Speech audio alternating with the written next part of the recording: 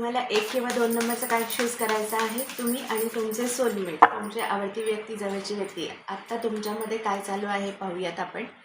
1 नंबरचं कार्ड आहे रिझॉल्विंग कॉन्फ्लिक्ट. तुमच्यामध्ये काही जर वादविवाद झाले असेल, काही संघर्ष झाले असतील, तर ते सोडवा, ते सोडवण्याचा प्रयत्न करा. भांडणं, थोडक्यात वादविवाद, काही गैरसमज जर झाले असतील तर ते गैरसमज दूर करा. एकमेकांना समजून घ्या, एकमेकांशी क्लिअरली संवाद साधा. 2 नंबरचं कार्ड आहे रिपॅरेंटिंग युअरसेल्फ.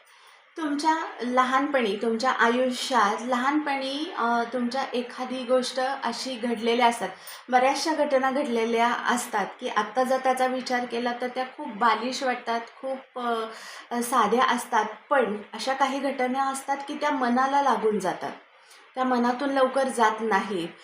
तर स्वतःशीच संवाद साधा.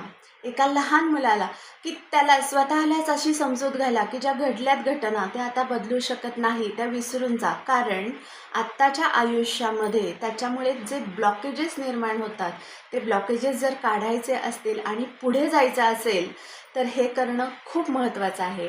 तुम्ही कोणती एनर्जी चूज केली होती नक्की मला कमेंट बॉक्स